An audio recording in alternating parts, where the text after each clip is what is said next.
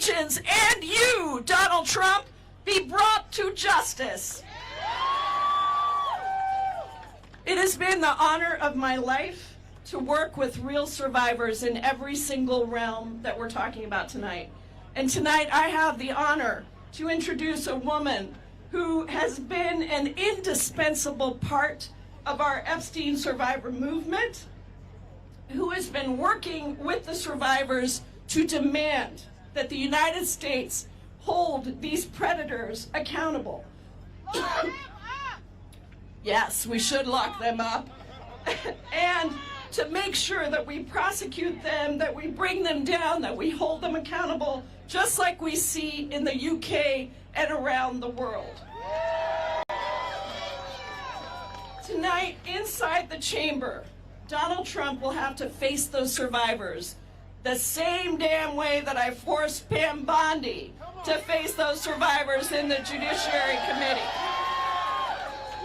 And so please join me in welcoming the amazing, the strategic, the remarkable Lauren Hirsch, who is the co-director of World Without Exploitation. Lauren Hirsch, give it up for her. Well, that is a tough act to follow. I am so honored to be here tonight with you, and especially with you, Representative Jayapal. This is one amazing woman who has stood beside these survivors through thick and thin. And we will make sure that every single file is released. And I know that they're over there making sure that every file is released. And you have exhibited extraordinary leadership, so thank you. For 30 years, Jeffrey Epstein operated one of the largest sex trafficking rings in the world. It was a vast web of powerful men committing horrific acts of violence against women and girls, and it was in plain sight. For decades, our government didn't just look away, but they buried the truth. While survivors were forced to carry unimaginable pain in silence. But this summer, everything changed. In September, Epstein survivors came together and made something unmistakably clear. The days of powerful men operating with impunity are officially over. And it has been a wild 6 months. But now, we are in a serious moment of reckoning. Every day we're witnessing the untouchables collapse before our eyes. Prince Andrew is no longer a prince. He is no longer shielded by a royal title, and he faces criminal charges. Around the globe, exploiters who once hid behind wealth and influence in institutions are beginning to fall like a giant game of dominoes.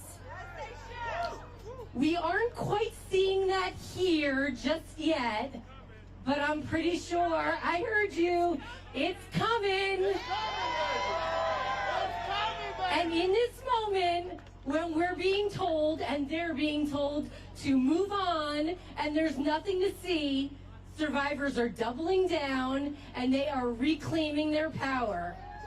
They are at the State of the Union tonight and they are facing an administration who has betrayed them time and time again. To every survivor out there who refuses to disappear, you are changing history. Keep speaking your truth because the earth is shaking. Give it up for Lauren Hirsch and the survivors across this country. We will bring justice. Keep standing up.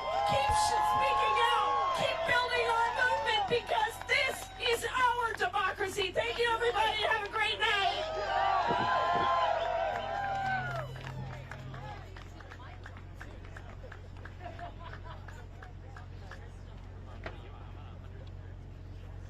We even got a mic drop from the Congresswoman. So there's one thing that we've always demanded as Americans. We want consistency in the fighters that we have that are in D.C. And the next speaker is someone who did that for us when he was in the House. He's doing that for us as a senator. Once upon a time, there was a time when if people had the courage, they could have convicted Donald Trump in his first impeachment trial, and we wouldn't have to deal with this now. And the man who led that charge was a congressman from California by the name of Adam Schiff. And if there's anybody who understands what the rule of law is and the power of norms and institutions, it's Adam Schiff. And now as a senator, even though felon Trump, because look, you can be a draft-dodging, bone-spurs convicted felon and still be in the Oval Office, Adam Schiff is now being targeted by the weaponized Pamela Joe DOJ. And yet Senator Schiff says, hell no, I'm not going to do it. Jeanine Pirro, hell no too. We have Senator Schiff here tonight. He has a letter, and it's from Alejandro Barranco. He is one of the 3 Marine sons, right? He is a veteran and a son of a landscaper that we saw on video working hard, because only in Trump's America can you be working hard on a Saturday as a landscaper, get chased down by federal agents, and get your ass beaten, right? Only in Trump's America. But Senator Schiff is here. He has a letter from Alejandro Barranco, one of 3 Marines in that family who have given everything in service of this country to only in turn see their father be punished. Please welcome a true fighter to our stage, Senator Adam Schiff.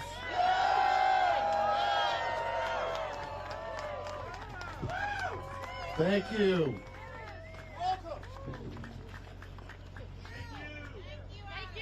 Thank you for being out here in the cold. Thank you for speaking truth to power. I am very proud to join you. Tonight, the President stands under the Capitol Dome, claiming that our union is stronger than ever. Of all the lies that he will tell in his long and rambling address, this may be the most painfully false. Due to his hate, his cruelty, and his indecency, we are more divided now than at any time since the Civil War. Trump's promises have all been broken. He promised to bring down costs, but inflation is up. He promised to bring back jobs, but manufacturing has fled. He promised to end trade deficits, but they have reached all-time highs. But no failure is more glaring, more significant, or more damning than his failure to bring our country together. In January of 2017, Donald Trump stood just a couple hundred yards from this place and took the oath of office for the first time, swearing to uphold the Constitution. As you recall, he painted a dystopian portrait of the country, which he described as American carnage. Little could we know at the time, it was less a portrait of the country as it existed then, as much as a prophecy of what he would seek to bring about in the future. For he has created chaos in our streets. Masked, heavily armed, and poorly trained ICE agents and Border Patrol forces sweep through major cities, demanding to see people's papers. In the United States of America, they are demanding to see people's papers. They have detained citizens and non-citizens alike, shot people dead through their windshields and while laying face down in the street.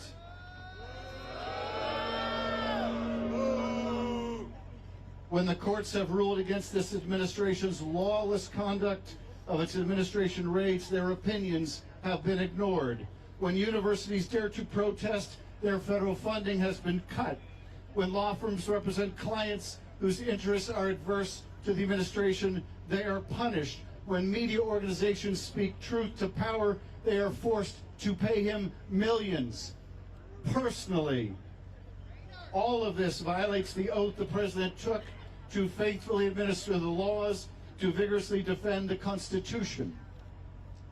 Thankfully, our founders gave us the tools to fight back against the man who would be king. And chief among those tools is one more powerful than all the rest, and that is the right to vote. And this November, my friends, we must use that tool. We must vote. One man's story tells us why. On a Saturday afternoon in June in Orange County, California, a landscaper named Narciso Barranco was working outside an IHOP. He lived in the United States since the 1990s, undocumented, yes, but no criminal record. American in every way except for in his papers. In that time, he'd raised 3 sons, all U.S. Marines. That Saturday in June, a group of men approached, masked, in tactical gear, guns drawn. They tackled him, pepper sprayed him, beat him violently, dislocating his shoulder.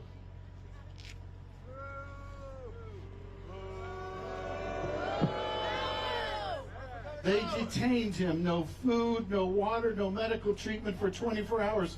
When he was finally able to get in touch with his family over the phone, he had one request of his sons. He asked them to retrieve his landscaping tools and finish the job he was doing. I wish just a few of my colleagues in that building on the other side of the aisle had the same dedication to their jobs, to their oath of office, to the Constitution of the United States. Narciso Barranco asked his sons to finish the job. His son, Marine Corps veteran Alejandro Barranco, couldn't be here tonight, but he sent me this to read to you.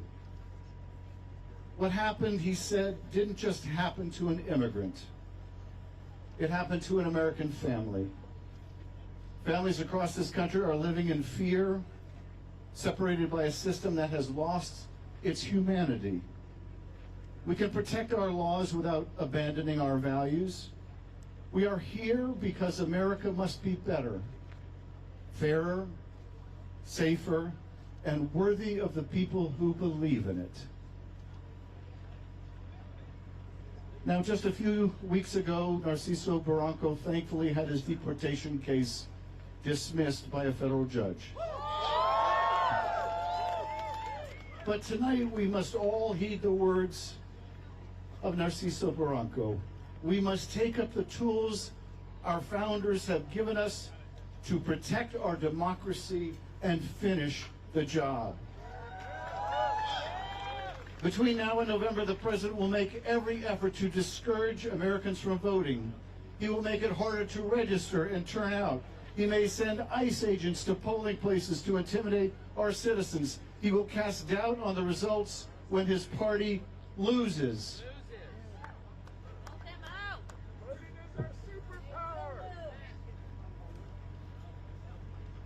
Our response must be to work harder, organize better, turn out higher than ever before.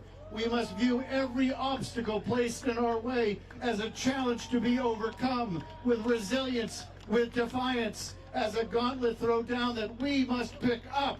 The fight for our democracy is a fight worth having, for it is democracy that makes all progress possible. And it is a struggle we can win if we pick up the tools we have been given and finish the job. In November, are you ready to finish the job? In November, are you ready to throw the bums out? In November, are you ready to defend our democracy? In November, are you ready to push back, to fight back, and to save this country? Let us pick up the tools our founders gave us and let us finish the job. Thank you, and God bless you for being here. Thank you so much. Thank you.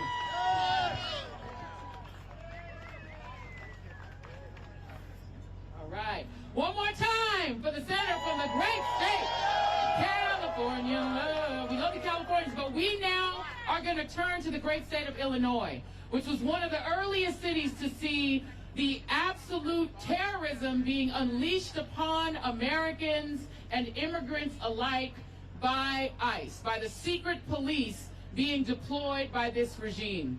And one of the stalwarts in the great state of Illinois who has been fighting for the rights of people, for the humanity of the American people and our immigrant neighbors is one Representative Delia Ramirez. And she is going to be here from the great 3rd District in Illinois. Come on. And she is going to be speaking tonight in honor of Silverio, Keith, Renee, Alex, Linda, Ruben, and the 38 lives that we have lost at the hands of DHS, including Illinois resident Nenko Ganchev. Please give it up for Representative Delia Ramirez.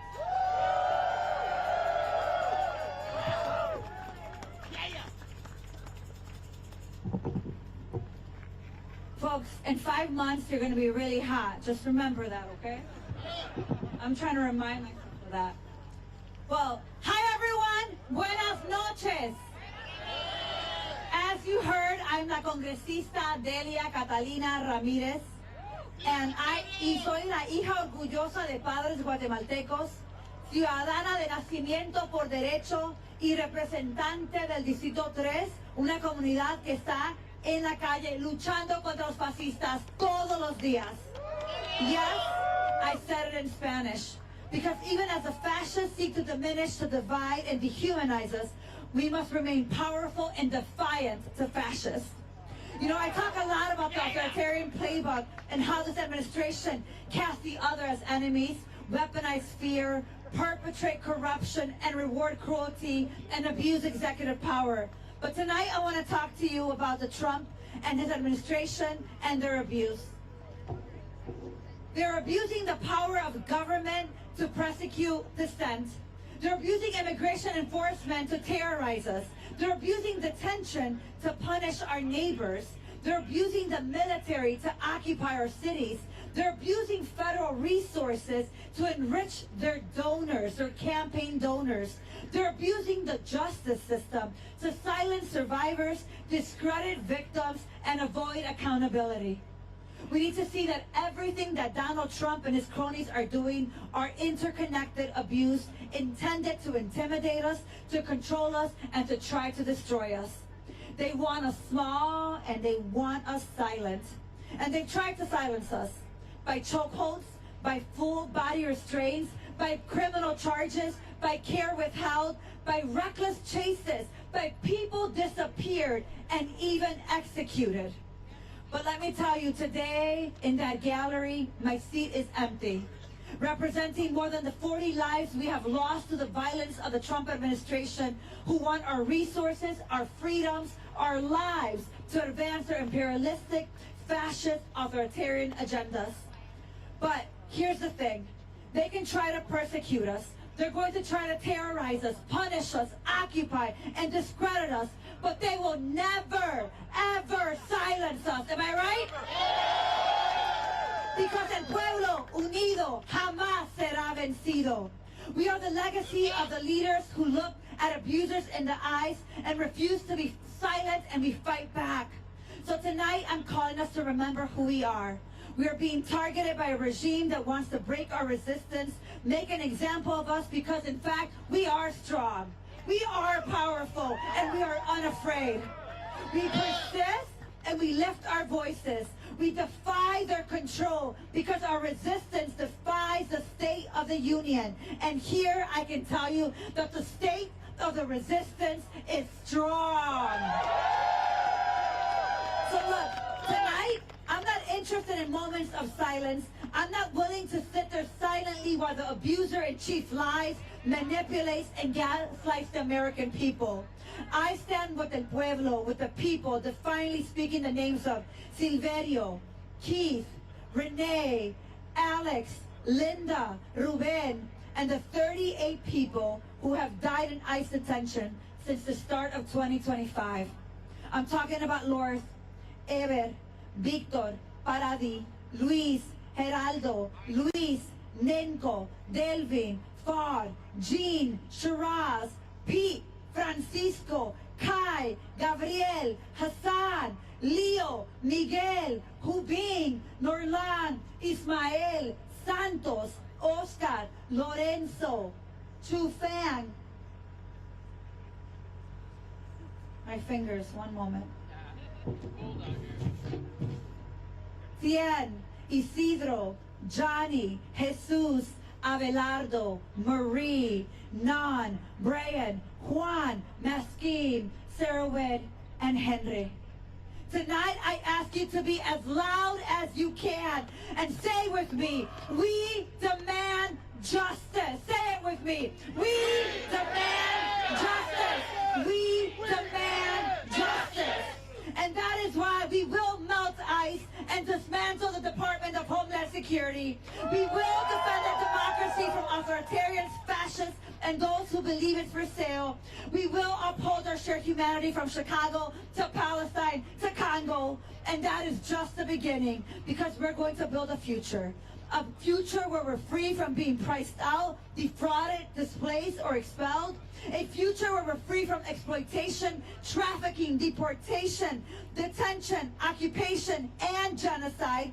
A free day from economic exploitation, poverty, slavery, income inequality, wage abuse, discrimination, and intimidation. A day where we are free from the oppression and the inequity that have defined our community's experience of being American. So my ask for you today, America, neighbors, constituents, is that we demand more together. A future in which our rights and freedoms mean working people have every single thing they need to thrive. And are we ready for that kind of world? Are we ready for that kind of America? Are we going to fight like hell for it? Because listen to me, and listen to me loud and clear. We have the power to organize, to build coalition, to practice solidarity, to shift the narrative, and to take care of one another, because we're already doing it together in the People's State of the Union. Because the people and the power of the people is greater than the weapons that they would wield against us. So together, juntos, we will create a more just and more peaceful and loving world. And the key is together, juntos, let's go.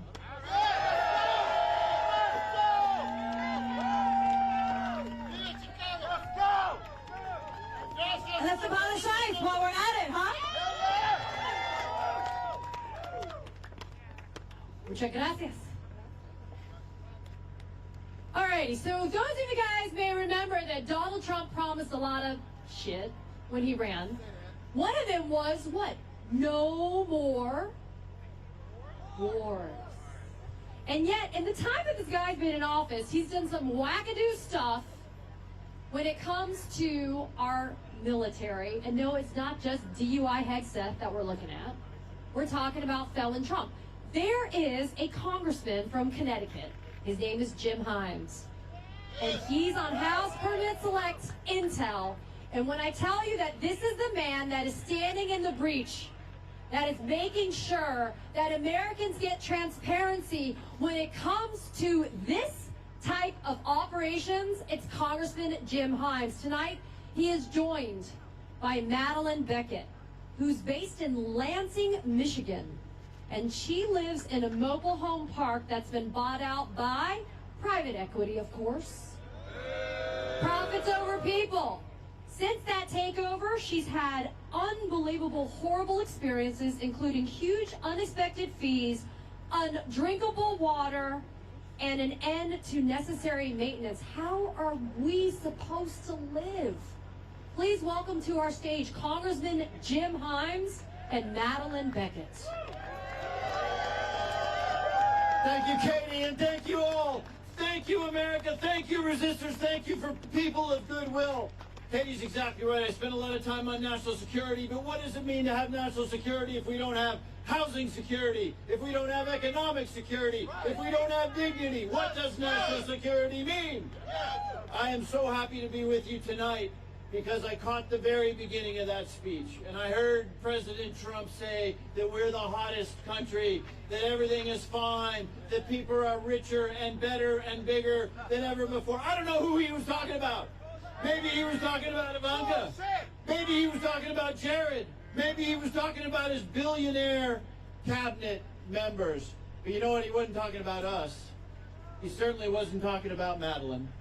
He wasn't talking about the tens of millions of people like Madeline Beckett of Lansing, Michigan, who, like so many Americans, worked 45 years, day in and day out, showing up for the job, raised a daughter, and now struggles to make ends meet in this richest, hottest country in the world. How does that work?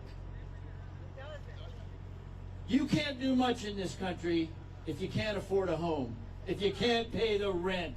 Too many of my constituents have given up on the idea that their kids might live in the communities in which they grew up.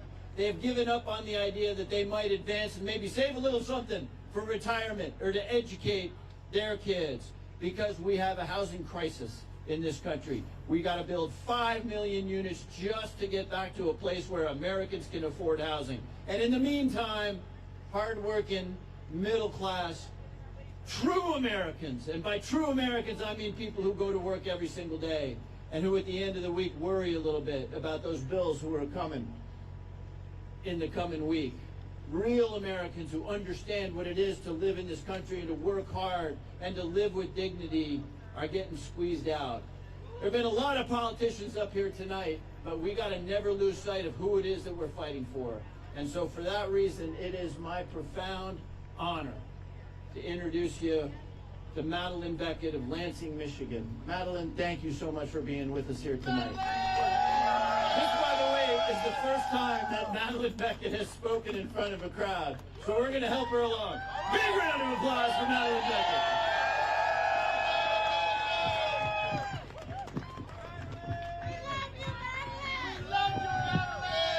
That's fine. Thank you. Yes, I'm nervous. My name is Madeline Beckett. I'd like to thank all of you for having me here tonight. I'm very honored. I live in Windsor Estates, a manufactured home community in Diamonddale, Michigan, just outside of Lansing.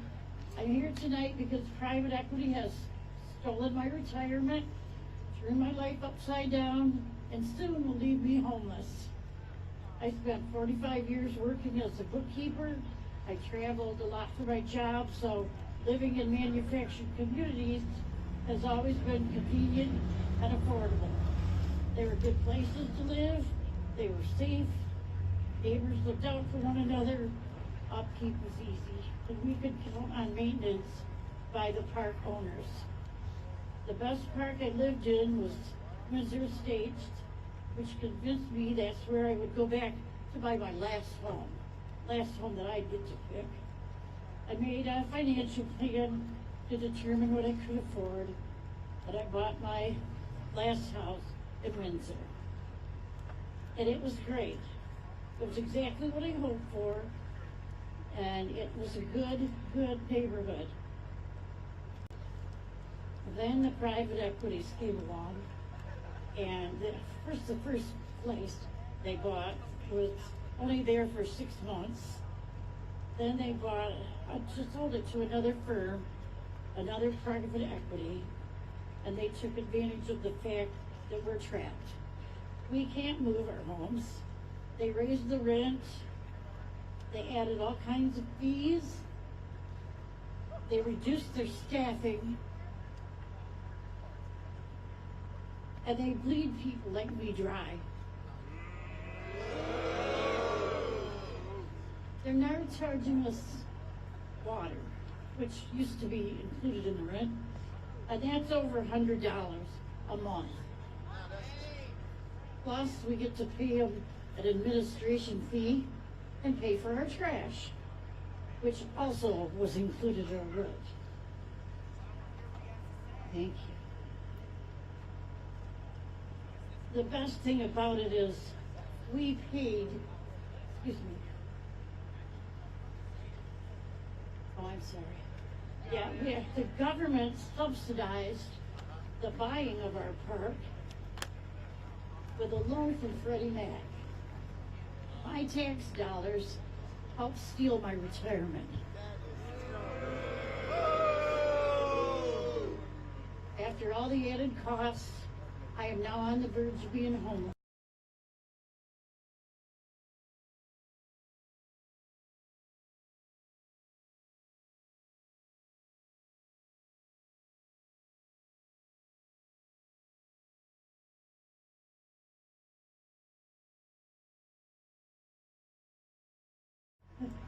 Every month I have to borrow money from a friend. I now owe her over $5,000, and I don't know how I'll ever pay her back. I don't even know how to properly thank her. Without her, I would be on the street right now. But I'm not going to sit back and take it, and neither are other people in the mobile home community parks all over Michigan and the country. If I can stand up now and fight back at my age, in my condition, living on the edge of homelessness, you can too.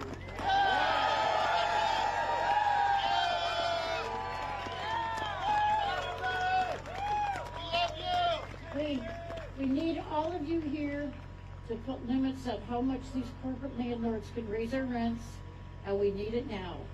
We need to stop shoveling tax dollars to the predators, and we need to stop it now. And we need elected officials to grow a pair and stand up for us. We deserve better. Thank you for listening.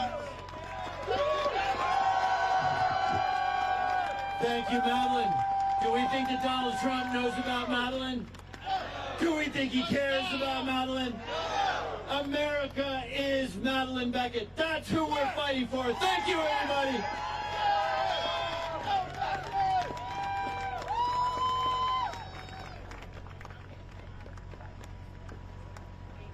Thank you so much. One more time for the Senator Anchor Madeline. That is who we elect people to fight for, right? Okay, now, because all of you guys are you guys are stalwart being out here in the cold. First of all, can I big up that cat over there? Can we please acknowledge bringing a little of the Portland magic? We love a fairy tale creature. I just want to thank you for being creative and being in this space. Please give a round of applause to the yellow cat, everybody, please. No King's cat, no King's kitty over there. We appreciate it. There was a person over here who had a toilet sort of set up that was very creative as well. Big out to all the creative people in the house. Now I want to take you all to the great state of Arizona. Wouldn't you rather be in Arizona right now? Just pretend like you feel it. Feel Arizona in your spirit. Feel the warmth of the sun, right? Okay, we're going to be warm in our spirits because we're as cold as hell out here right now. But that's okay, because coming to the stage are two people who you are really going to want to hear from. Representative Yasamin Ansari, representing Arizona's great 3rd District. And she is here with Sonia Almaraz. And Sonia Almaraz, I should say. Sonia Almaraz is the partner of Yadi Marquez, who has leukemia and who has suffered severe medical neglect for more than a year at the Eloy Detention Center in Central Arizona. These are literally the kinds of stories and nightmares that are taking place in the Trump-Epstein era of the United States. So please give a warm round of applause and show some love to Representative Ansari and to Sonia Almaraz.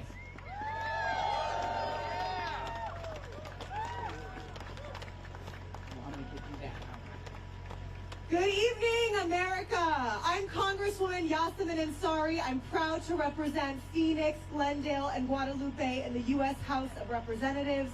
And tonight, it is my absolute honor to be standing here with Sonia Almaraz. Sonia's loved one is Yadi. Yadi is a lawful permanent resident, a green card holder who was stripped of her legal status by Donald Trump's racist mass deportation agenda. For over a year, Yadi has been locked up at the Eloy Detention Center in Arizona. Yadi has leukemia. When I visited her, she was too weak to stand. When I sat with her, I watched her vomit blood. And tonight, while Yadi suffers in detention, Donald Trump stands before Congress and lies to the American people.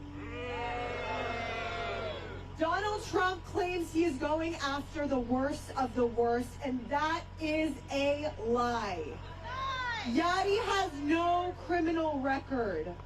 Meanwhile, this administration and the Republican enablers in Congress handed ICE a $75 billion slush fund to terrorize our communities with no accountability. And let's be clear about who built this machine.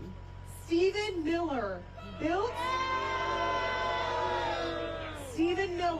the most awful human being, architected this cruel immigration agenda from the ground up. It is an agenda rooted in fear, rooted in hatred, and the belief that some people simply do not belong. Masked agents, violent raids without transparency, communities living in fear. That is not public safety, that is authoritarianism. And the Secretary of Homeland Security, Kristi Noem, oversees all of this. If a cabinet official allows this level of neglect under her watch, then she should be impeached. Authoritarianism is when the government cages the sick, it is when cruelty becomes policy, and it is when federal power is turned inward against our own people. My parents fled an authoritarian regime in Iran. They came to this country because America was supposed to be different. This country welcomed them. It allowed them to work hard and to build a better life. And in one generation, they watched their daughter become the first Iranian American Democrat ever elected to Congress. That is the promise of America, and I refuse to let it be dismantled. The real state of our union is whether people like Yadi are safe, whether the sick receive care, and whether human dignity still matters. So tonight we say together, free Yadi! Free Yadi! Because she belongs here. She deserves care, she deserves dignity, and she deserves freedom. Now I want to turn it over to Sonia, who I've gotten to know through this horrific experience, to share your and Yadi's story.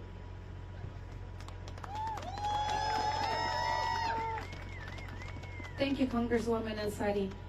I'm honored to stand with you tonight to expose Transreal's State of the Union. Yadi is not a criminal, and for a year now, I have had to watch her health.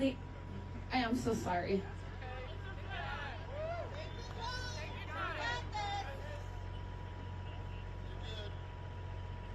For a year now, I have had to watch her health deteriorate at the hands of ICE. Yadi has lost over 70 pounds. She's been coughing up blood for months on a daily basis now.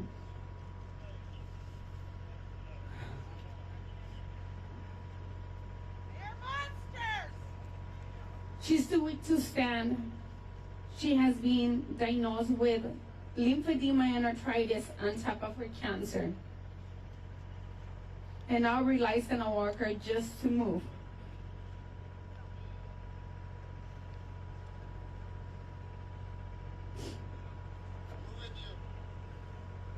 Her suffering is preventable, yet ICE has denied the basic medical care.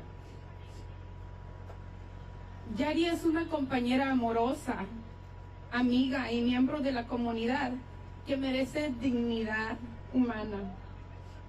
We demand her medical release immediately. Exigimos su libertad inmediata para su cuidado médico. Let us get her back to health so she can continue to fight her immigration case.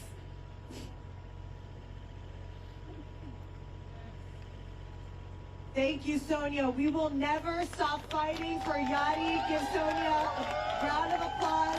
And free Yadi! Free Yadi! Free Yadi! Thank you so much, everyone. Have a great evening.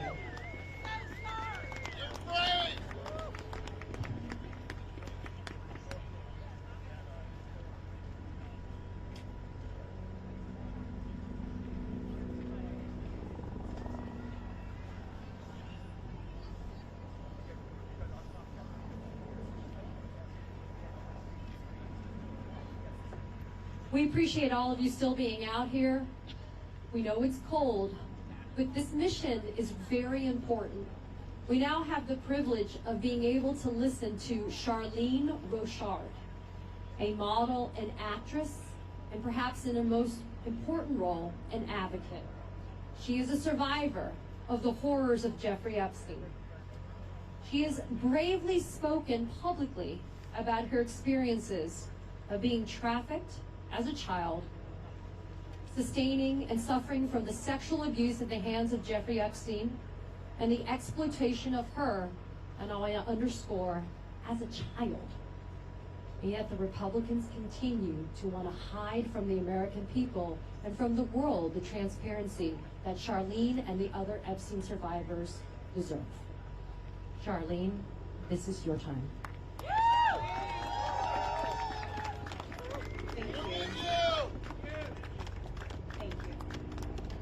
I am grateful to Congresswoman Randall for welcoming me as her guest for the State of the Union. And I appreciate all of you for giving me the opportunity to share my voice tonight.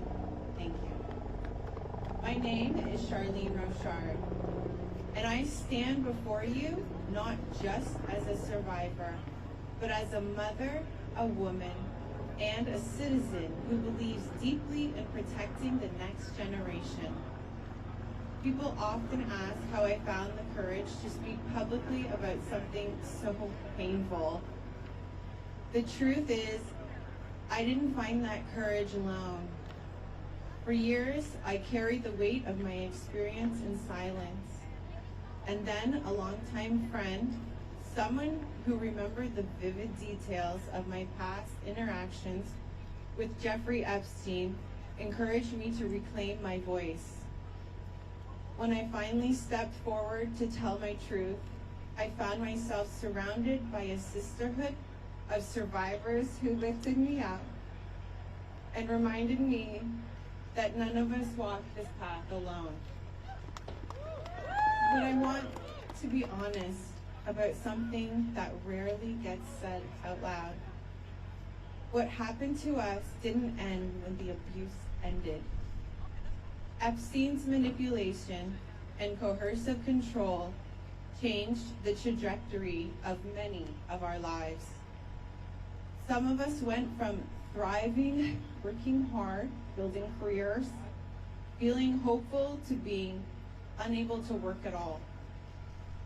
Some fell into depression. Some carried shame that was never ours to carry. For many of us, it has taken decades to overcome the impact of what happened, decades to heal, and decades to speak. And that is why I'm here tonight. I am speaking out because the next generation deserves better.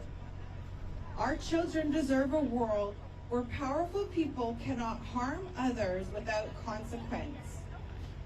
They deserve a world where survivors are protected, not punished, for telling the truth. They deserve a world where silence is not the price of safety. I also want to say something that often gets lost in the noise. I believe that most of humanity are good people. Compassion, love, and peace are not abstract ideals, but are lived values. I've seen them in the survivors who hold each other up. I've seen them in the advocates who refuse to look away. I've seen them in the people who quietly reach out and say, "We believe you." Tonight, as we gather for the People's State of the Union, we are reminded that protecting children is not a partisan issue. It's a human one, and it requires all of us, including every community, every family, every survivor, every ally, to all stand together in unity. My hope is simple, that by sharing my story, I help create a space for others to share theirs. And that together we build a future where no child's life is derailed by someone else's abuse of power. And no survivor has to wait decades to be heard. Thank you for listening. Thank you for believing in survivors. And thank you for standing with us as we fight to protect the next generation.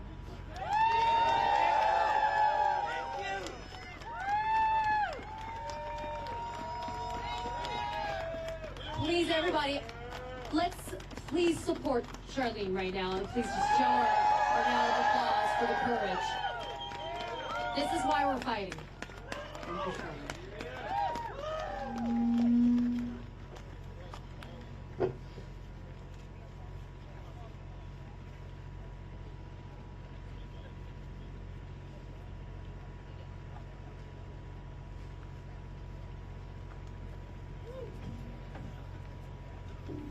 Look, it got real on this stage, right?